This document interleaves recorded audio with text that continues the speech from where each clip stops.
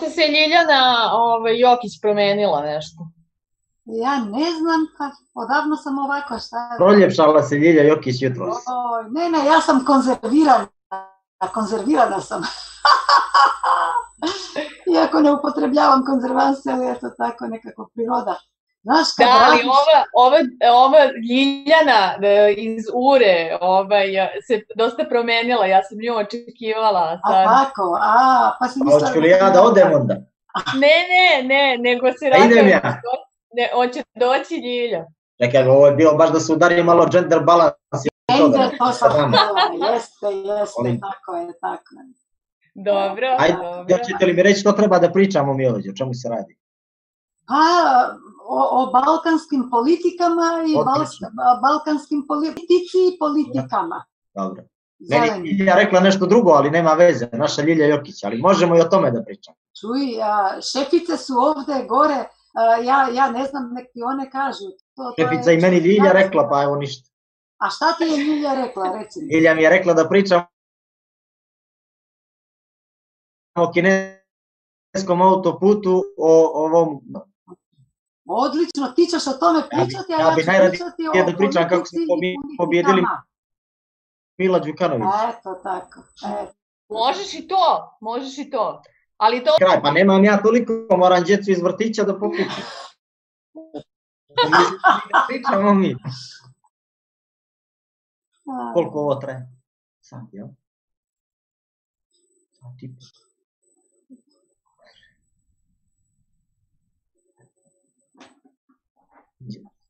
Sat i 15 minuta. Sat i 15 minuta. 15 minuta ide. Pitaj me ti nešto, Žaklina, nemoj da ja pričam sve. Žaki, ja sam nešto napisala ovako, pa ću pogledati malo u podsjetnik. Nema problema, jel da? Nema, naravno. Na odgovore nemam ništa spremno.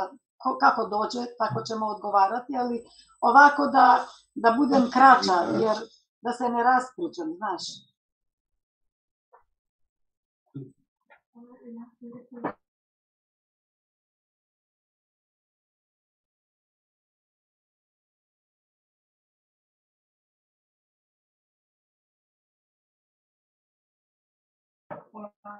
Moramo odraditi. Što radimo? Što radimo? Miloš komentar mi zove. Mikel. Ništa, očekam da se uključim u 11 sad na neku panel diskusiju preko Zooma. Ajde, reci.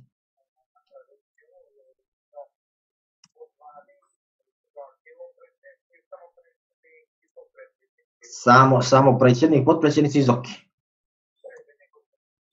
Jeste, to je to. Jeste, nije me zvao, nego Drita mi je dao broj, ja se čuo s njim jučer pola sata me udavio oko zelenog ovih vodonika i to, jel?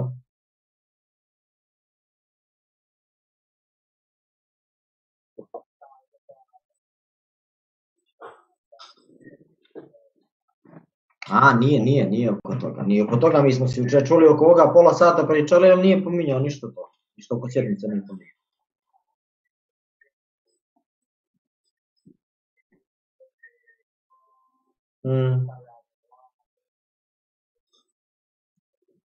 Dobro, vaš.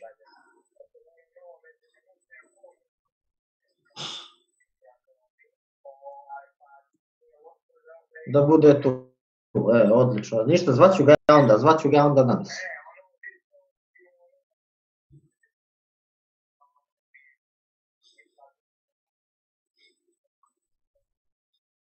To.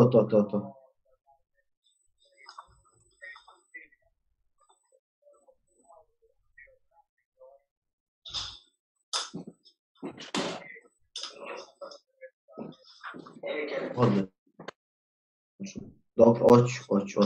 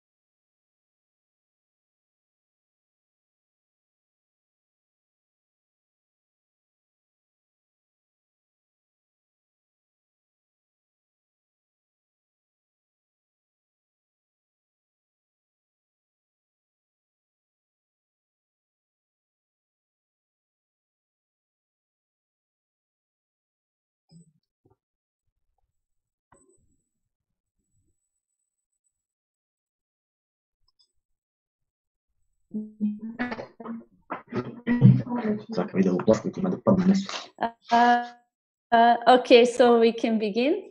Hello, I'm Jacqueline Živković, a program manager of the Green Economy Congress, and I have the pleasure to welcome you on behalf of our entire team that for the 4th year in a row organized this conference.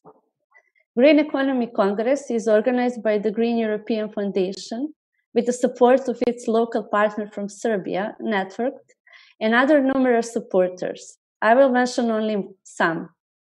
Group for Analysis and Policy Making, Center for Sustainable Development of Serbia, Organization for Political Ecology, Polecol. This Congress is designed to create and further build up on the notion of necessity for transition to a sustainable and fair economy, mainly in the region of Western Balkans, but also on the EU level. The aim is not only to raise awareness on green topics, but also to create a sustainable networking platform to enable green initiatives to execute faster. That is why we are very sorry for not being able to welcome you in Belgrade this year. But still, it is our pleasure to share the knowledge of our lecturers and panelists and connect with you in at least some way. Today, we live in a time of great crisis, confronted by one of the harshest challenges that humanity has ever faced. COVID-19 is seen as a health and ecological consequence of business as usual model that ignore boundaries of environmental capital, social inequalities, and economic unsustainability. Western Balkan region is affected on many levels. Its fragile democracy is deteriorating, natural resources are commodified, and local communities seem to be completely left on their own. In 2020, more than ever, we need to work together to overcome the crisis.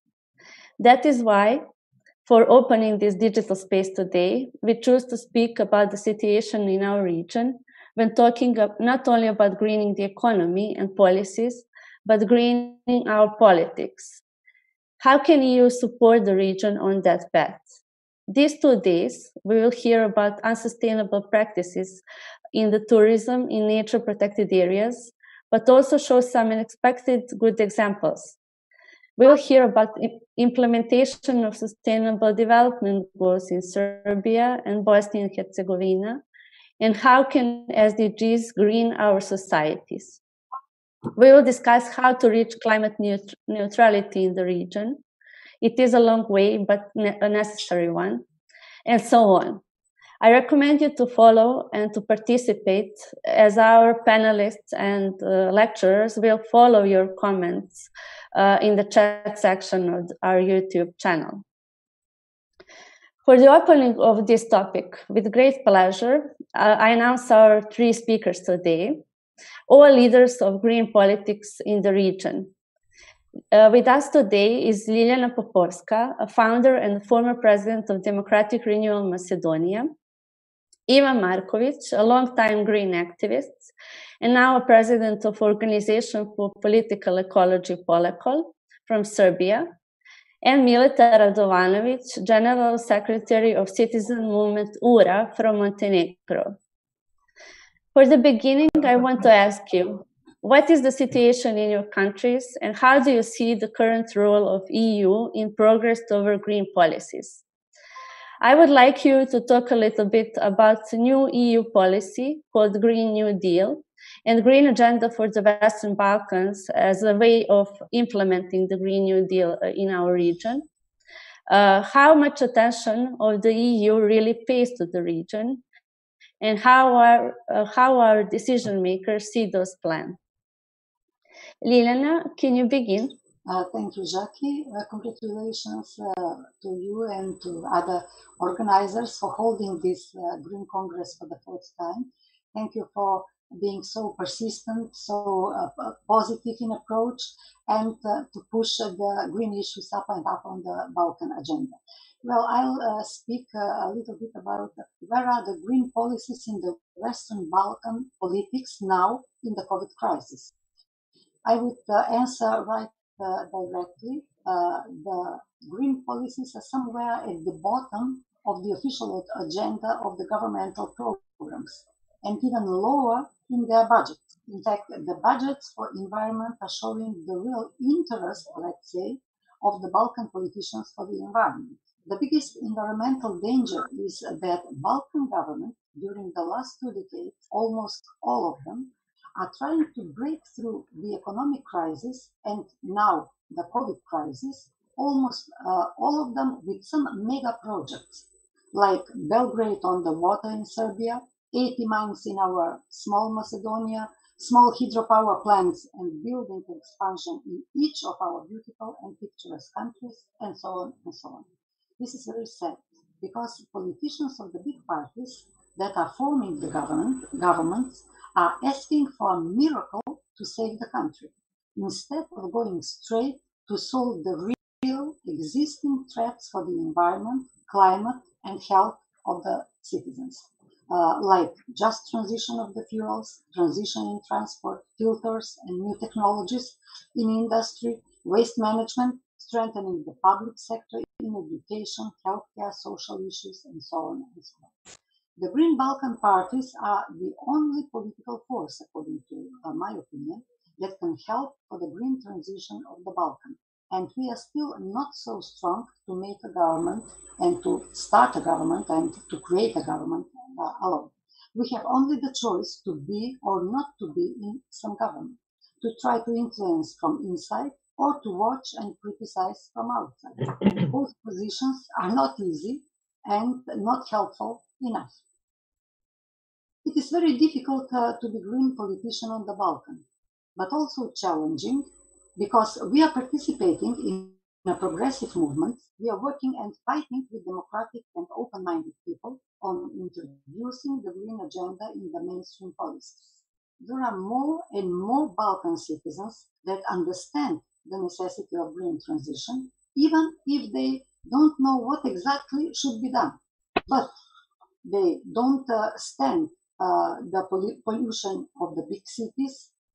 They don't stand and don't agree with devastation of the nature, with the disorganization of public sector and such problems. But as Greens, we must say openly that the green transition of the Western Balkan is impossible without help from EU. We need not only the EU funds, but even more, the move towards EU. EU integration was promised to the Balkan citizens, and they deserve it. It is not fair to be stuck in the waiting room for decades, because more than money, the citizens need hope and perspective, clear perspective, to stay and to build their countries in European way. Balkan, I must say, because I remember a little bit more than maybe some others, Balkan was more Europe 20 years ago than now. The period of waiting for political transition was devastating for democracy, rule of law, transparency. And speaking about transparency, I must say that corruption, especially in environment, is done with a little help of some EU citizens also, civil servants or banking servants. So corruption is trans-border problem, and we must solve it together. Mining sector, small hydropower plants are just examples of trans-border corruption with the help with EU funds also. The waiting stimulates, in fact, regressive processes, I must emphasize again, and the citizens are tired of waiting and tired of fighting for stepping forward.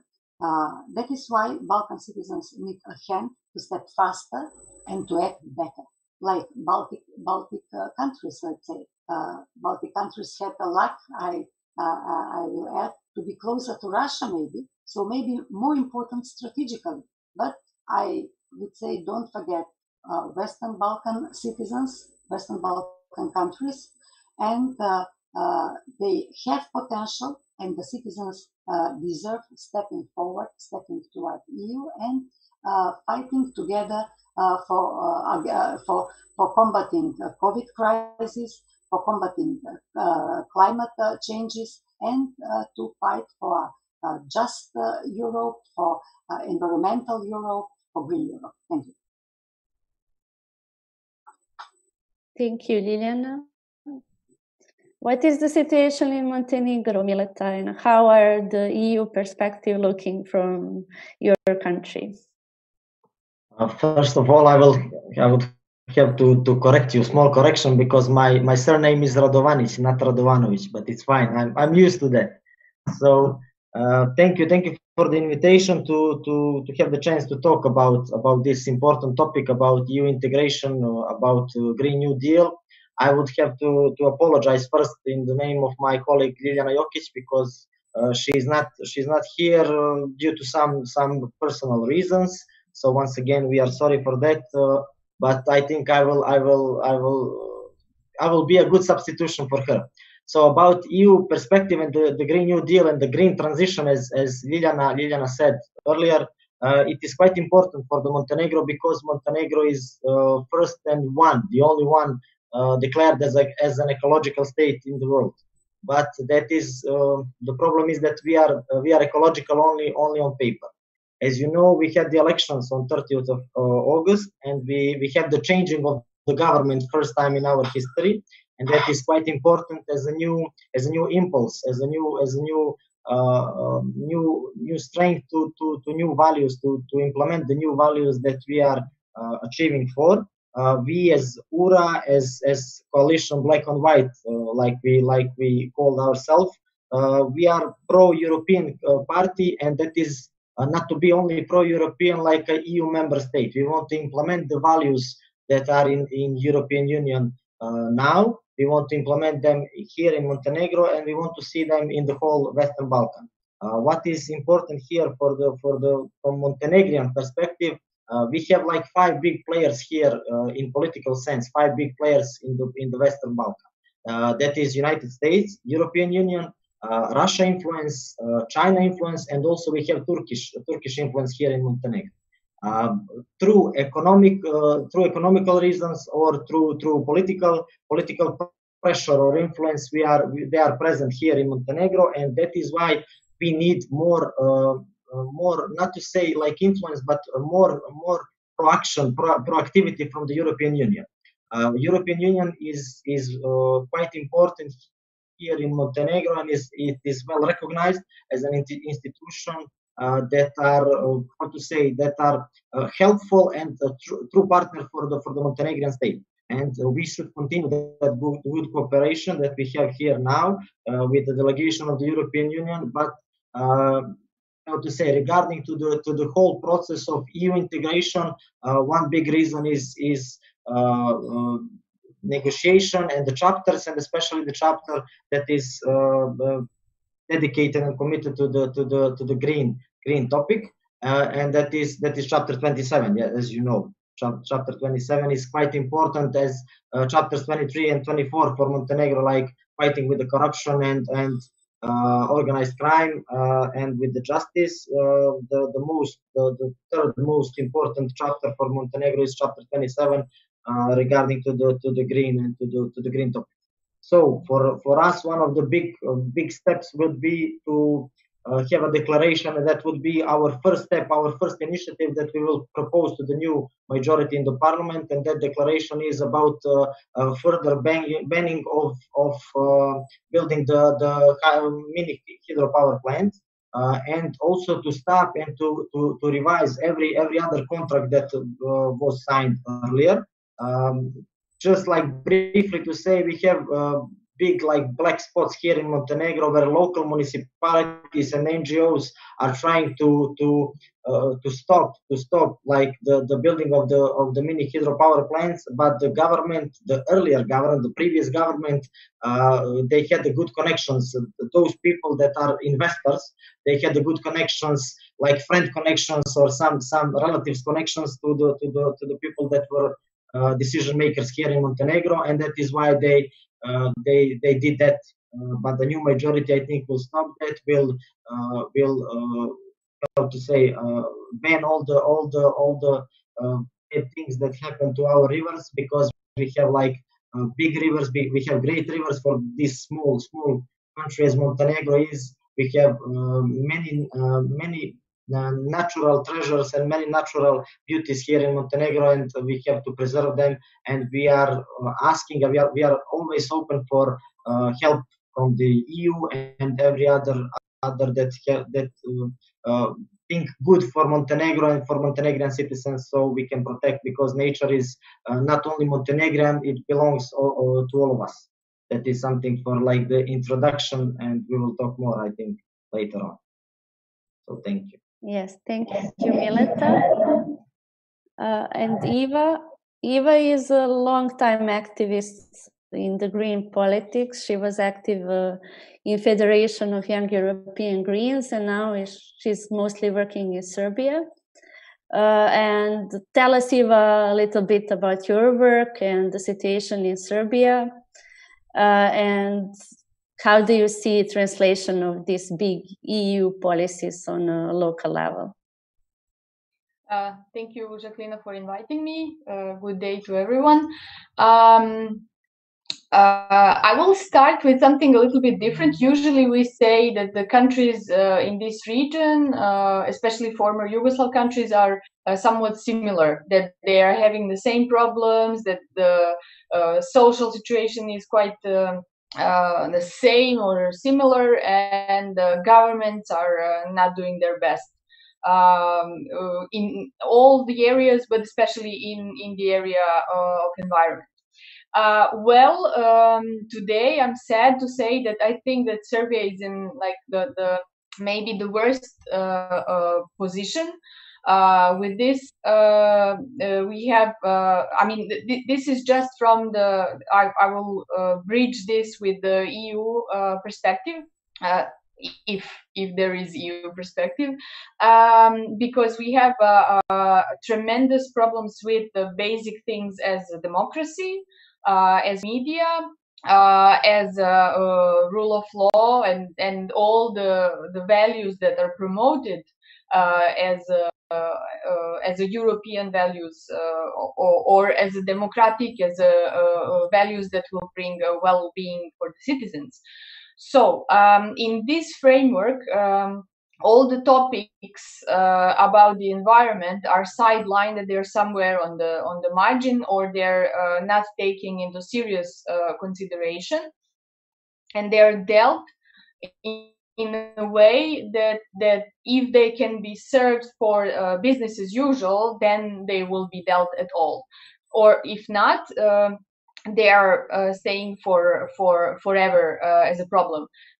Just a small example: Belgrade is still the only capital city in Europe that doesn't have sufficient or any actually cleansing of wastewaters.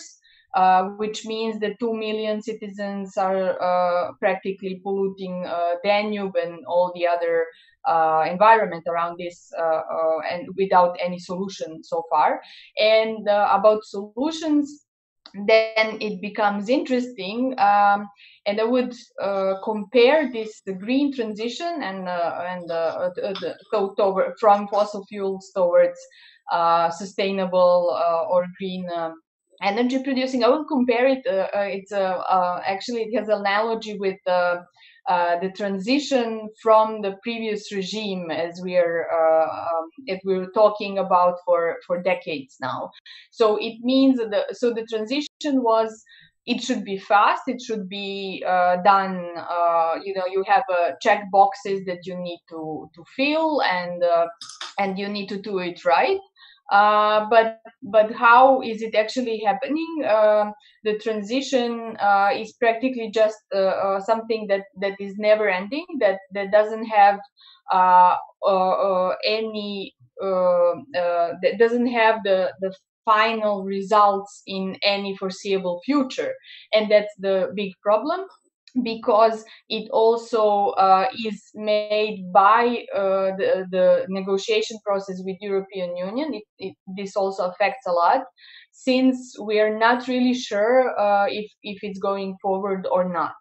Honestly, there is so many, as Mileta mentioned, some foreign interests. This is the usual thing. But what's happening in Serbia is that our government and our ruling, I would say, ruling class is just playing as a Potemkin village all of this EU integration, pretending that they're doing something that they have to in some areas, but in the example of chapter 27, as it was mentioned, it's they always frame it as a biggest cost for us, for Serbia, which also on one side it says that it will be the last thing that they will do, and on the other side it's a really bad commercial for the environmental policies. So the citizens still think, I think that's like the mainstream discourse is that the environment and the care for the environment is something that's expensive, something that's not really for us here, that we have more existential problems, and that it's easy for EU to consider this, to take care of the coal plants, etc. But it's actually, as we know here today, I think everyone on this panel, it's something that is about existential problems.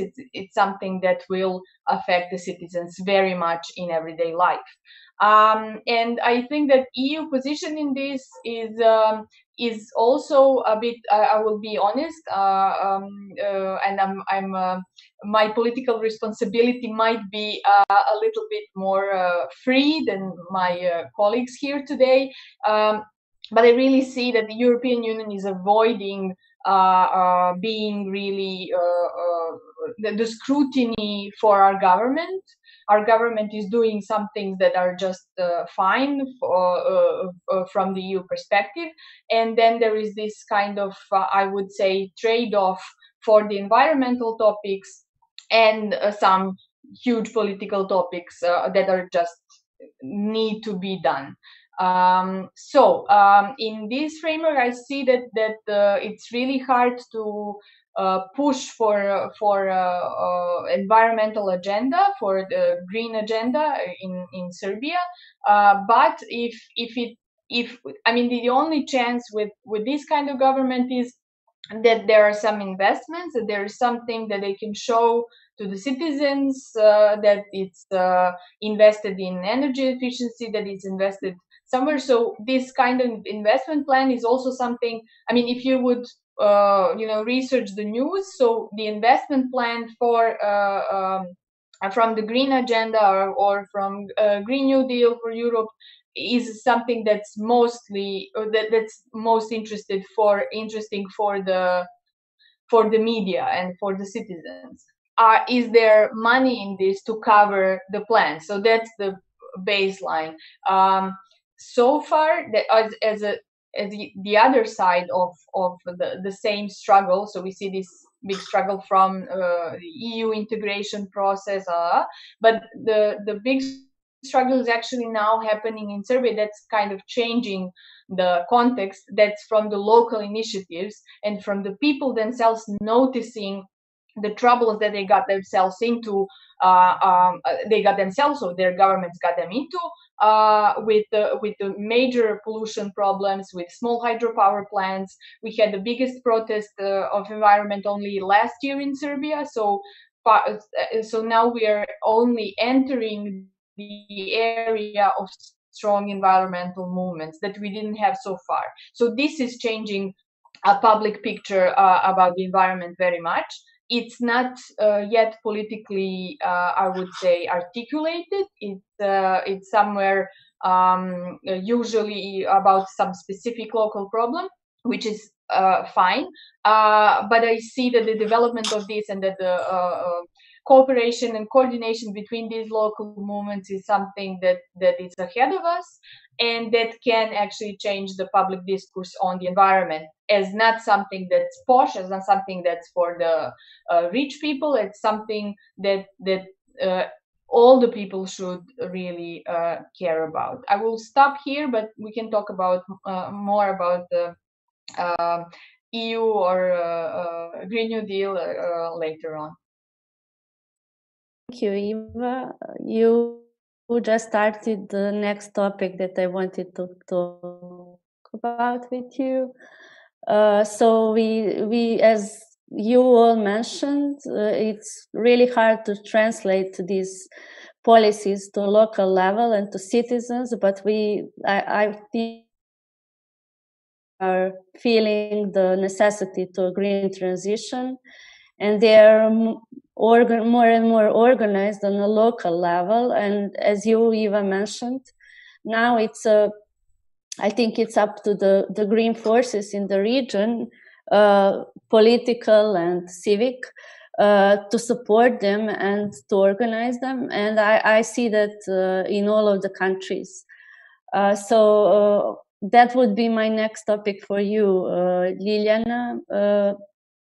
Is it happening in Macedonia, and how are the big parties and the government seeing this, and how are they trying to translate that into policies? Okay, well, we have some good examples, I must say.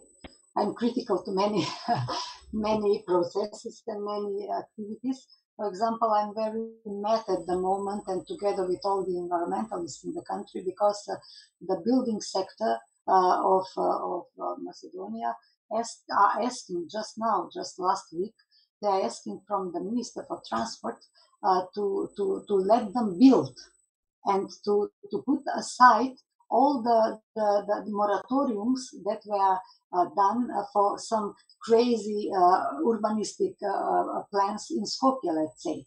And this building sector is promising that they will invest €1 billion in the building sector. And we as citizens should be happy that they want to make Skopje even more rich with concrete, with steel, and to close the air.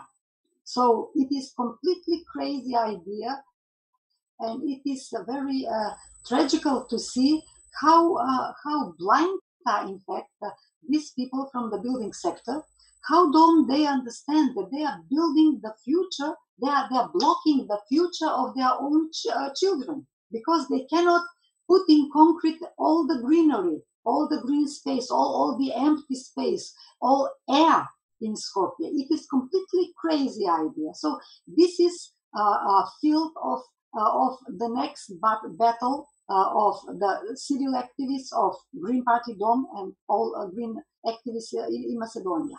And this is a continuation of the battle that is lasting for decades. Because I think a building sector in Macedonia and in all countries, I believe, on Balkan and even wider, is one of the biggest danger for pollution, for climate change and such things. But I announced a positive example. A positive example was a battle, grandiose battle against mining sector in Macedonia. And it lasts for 4 years. And during these 4 years, we were all inside. Civil initiatives, citizens from the ground, from the small cities, villages where these mines should be built, and also DOM as a Green Party, fighting from the institutions and out of the institutions, in all together with civil city fighters, and also the media, because without environmentally aware media, reporters, journalists, all this battle wouldn't be successful. So civil initiative, political fighters, and media. It was one alliance of all of us together. And what we succeeded. In fact, the plan was to build over 80 mines in Macedonia. You know how small is Macedonia? It is smaller than Belgium, let's say, or something in European sense, for those who don't have idea how big it is. And you can imagine over 80 mines in such small territory, and a big majority of these mines to be open pit mines with cyanide solutions and sulfuric acid opened in open pits, opened holes in the mountains all over the country. It is tremendously dangerous for the health of the citizens, for the environment, devastating. 30 years would be mine and then an empty area like a desert. So the fight was very, very difficult. It seems like impossible, but what we succeeded, we all as environmentalists in Macedonia succeeded to stop to close one mine, Kazandol, on the south of Macedonia near Doiran, Valandovo, Bogdanci, Gergelia. So it is in the middle of farming, organic farmings, and in the near the lake Doiran, that is touristic place. And this mine was almost prepared to start, but we found the way by protest, but also by law procedures to stop, to give enough arguments to the government, and the government took decisions to close the mine because the investors didn't respect the agreement that they have signed. Another mine was also stopped that was announced, Ilovica, in Strumica field. It is also all around with the farms for vegetables, fruits. It is one of the biggest farming place in Macedonia. And this mine for golden mine, the first mine was for copper. It was open pit with sulfuric acid. And this second mine was golden mine with the cyanide solution. And we succeeded also to the government to take the concession for this mine. And now they are on the court, so we are waiting here and there these procedures to be finalized. And the third thing that is also very important, in the parliament, we as green politicians succeeded, together with support of the other politicians from other parties and from non-party, also independent MPs, we succeeded to lobby for changes in the law for mineral resources, that is about concessions for the minings and such things. It is a very specific law with very, very, very difficult to understand for common people, but very important. We changed the law with banning, complete banning, new open pit mines for using cyanide and using sulfuric acid. And also we put in the law obligatory financial guarantee for the investors if they want to make mines in Macedonia. So this is, I think at the moment, Macedonia is the only country in the world that have succeeded to ban the two things, cyanide and sulfuric acid, because there are about 15 countries, not more, I think even less, in the world that have banning of cyanide mostly, and few of them of sulfuric acid. But we did both of this. So this was done because we worked together. The fight was very clean, very open, very sincere, and from citizens, politicians, and journalists, media, we fought together. So this is, I think, a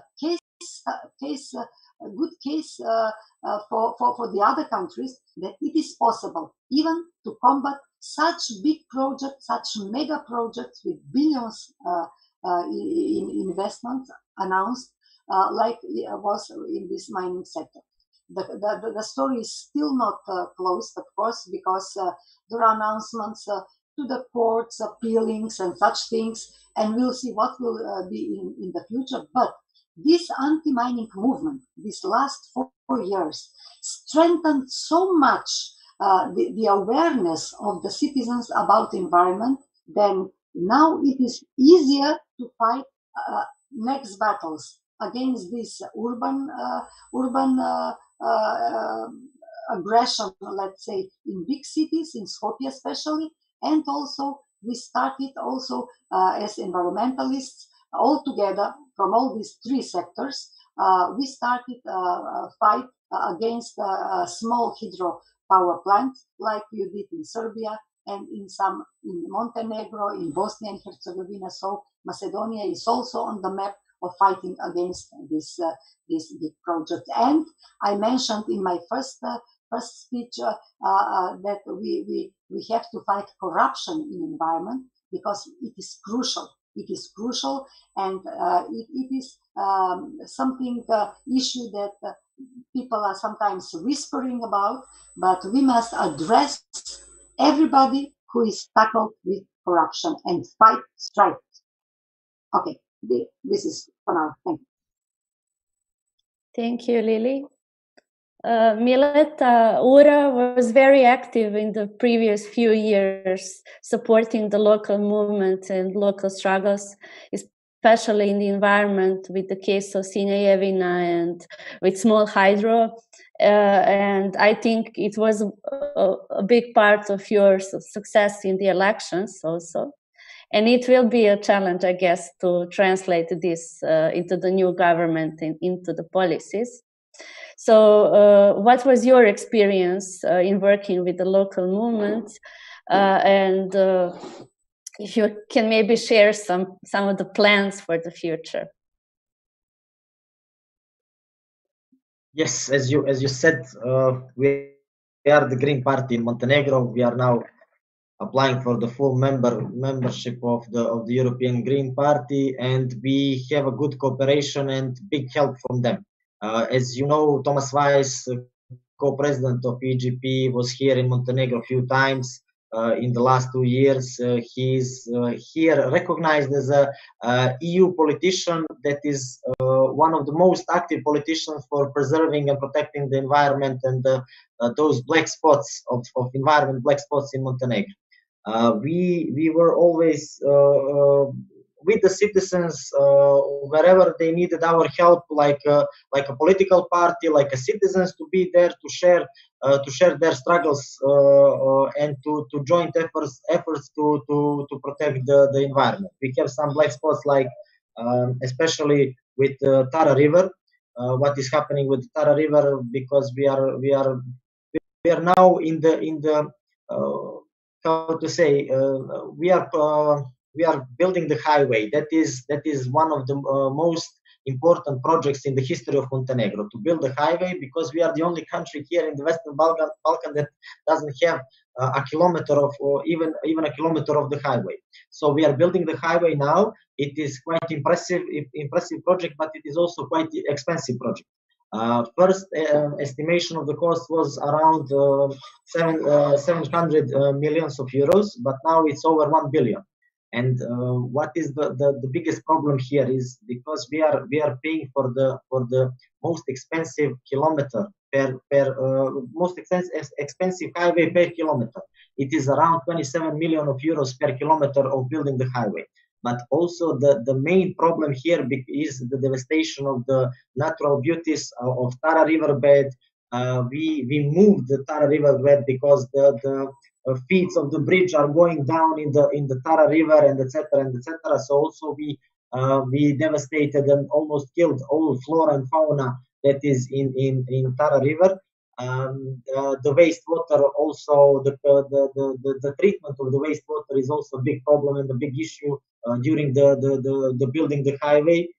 So these are some of the examples, like what is the real cost about building the Tara river, about building the highway.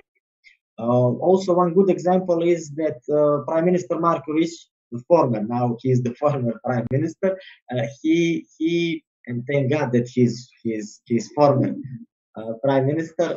He in 2019 he promised that he will stop. He personally will stop the every how to say, building of the small power plants, hydropower plants, if the local citizens and the local community is against that.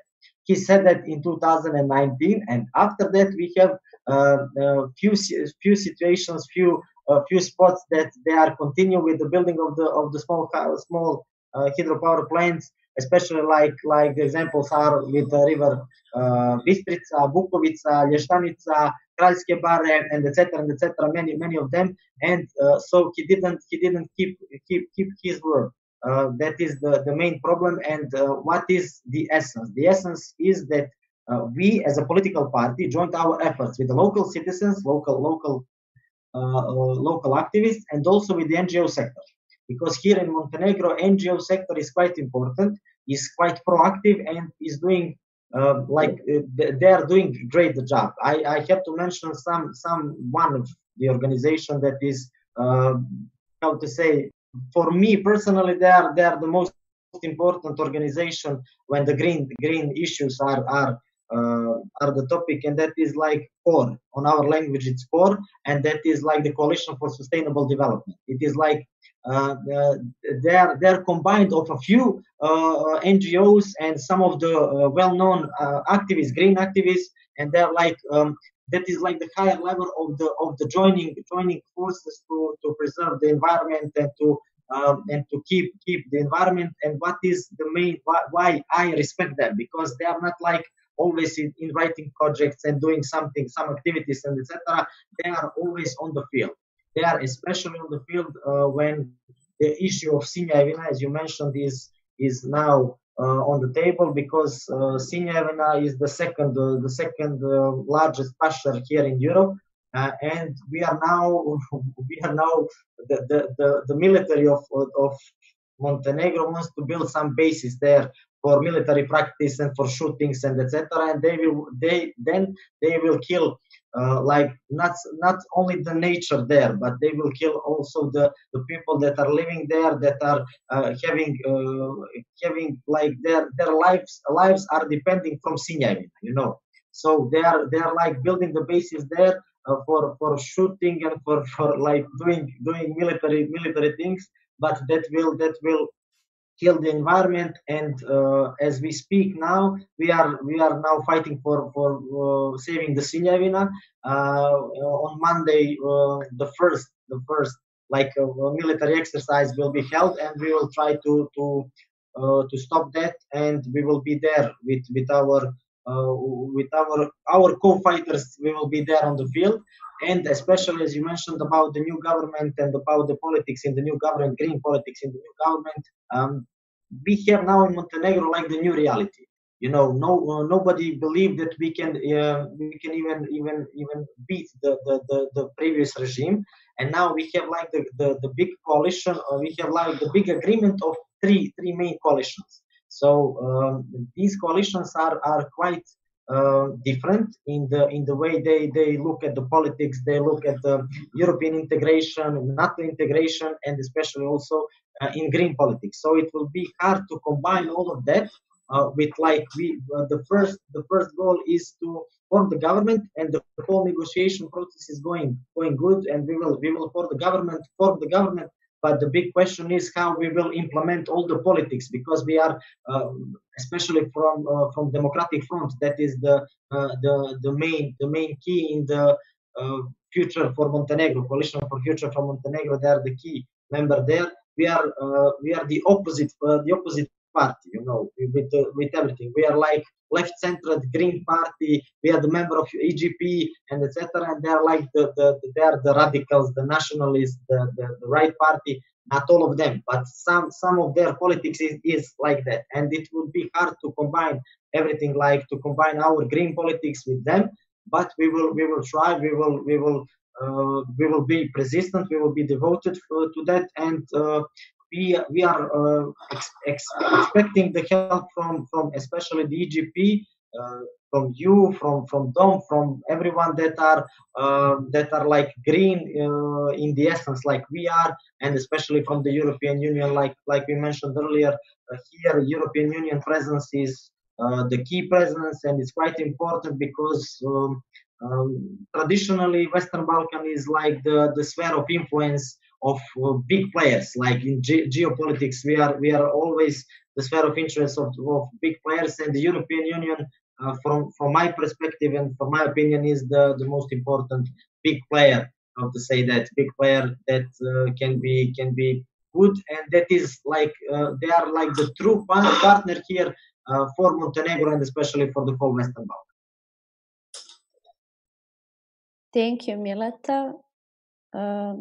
Eva, the new biodiversity strategy that is being prepared, included in the EU Green New Deal, set one of the ambition was set that to renew 20,000 kilometers of riverbeds and 3 rivers in the Western Europe. At the same time, we have different processes in our region. Your organization of the campaign called Save the Blue Heart of Europe. Do you want to tell us a little bit about that, and how are you working, and what is your experience? Maybe I can start a little bit with the again the overview as my colleagues gave for the local activists. And my pleasure is to say that we signed a petition for Save Sinjevina recently, and I remember just one more good example from Macedonia with Mavrovo National Park and protection of Balkan links.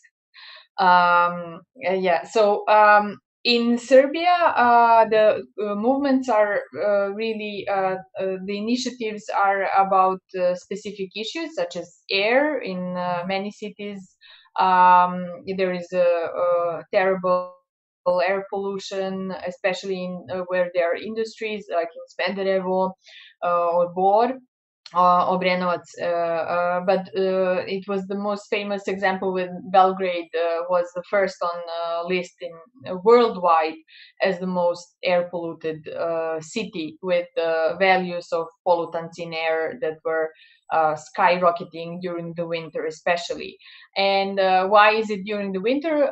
It's because of the our government would say, it's because of the natural surroundings, the temperature of the air, humidity, etc. But it's actually because so many people cannot afford the public heating system, and because of the bad traffic, and basically it's the consequence of the energy poverty and general and neglected areas of the energy strategy, what to do and how to get energies to the households. Of course, the forests, and this is growing stronger and stronger. The movements for protection of the forests, they're actually questioning. Somewhat over 50% is owned by the state company Serbia Šume, and next biggest owner of the forest in Serbia is Church, the Orthodox Church of Serbia, and the little owners as well. So the biggest issues that are really obvious are within the publicly owned forest. So there is this questioning of the governance of Serbia Šume over this natural wealth. And urban spaces are also something that's really, as Liliana mentioned, this struggle for green spaces, for actually for even for the trees, like one individual tree in the city is happening. But the waters are something that's our focus the last 2 years. We also have a movement or the initiative called Right to Water, Pravo na vodu, that gathered the different actors, and that is now part of the campaign that you mentioned. The campaign is for the Balkan rivers. It's for all of the Balkan countries, and I have also colleagues in very hardworking colleagues in Macedonia, and some of the brightest examples are in Albania and Bosnia and Herzegovina, and they have a very strong network and very strong civil society fighting against dams. Um, so the protection of the rivers in a sense of pollution, but it's also about this kind of privatization of waters, actually just one private investor having the opportunity to exploit river streams, and usually they are small mountain rivers that are put in the pipes. And the movement around this is really big. It's the biggest now. It's the I would say well organized in the considering the circumstances. And campaigns and Blue Heart of Rivers tries to put this up on a broader level, tries to communicate this with the EU institutions, with EU delegations in all of the countries, and hopefully with the EU Commission as much as we can to communicate what's actually happening and how the guidelines that were given years ago from energy community that is also part of the European Union institutions is actually being misused for and using the small hydropower plants as the only or the mainly supported by subsidies, by huge public subsidies, as a model for transition from the coal. So one thing to get clear, I know that all of you know this, but for the sake of the audience, the small hydropower plant are taking more than 50% of the subsidies for the renewable sources producers of energy, and they're producing less. And if all of them would be put in function, they would produce around 2% in Serbia. So that's something that obviously doesn't have any justification economically, energy-wise, especially environmentally, since they're making terrible damages. I think Milet already mentioned. So it's not only about the ecosystems and rivers and fishes and crabs or whatever you have in the rivers. It's about the people who live around these rivers, whose households or any crops or cattle, if they have, is really endangered, and the way of living and existence of rural development is it's counter all the strategies that we have for the rural development. And from this side, I need to mention a few coalitions or something that's something is that's looking forward to the core coalition for that Mileta mentioned in Montenegro. It's none of them are so well organized, but they're still functioning. One is Coalition 27, that's especially focused in Serbia on the chapter 27. So it's focused on EU integrations and this aligning with EU regulation, EU standards in the environment. And they're gathering big environmental organizations in Serbia. They're tackling the question in, I would say, a scientific manner, seeing a little bit about the policies, and they have regular annual reports, which are really useful for everyone to see where did we come in this process.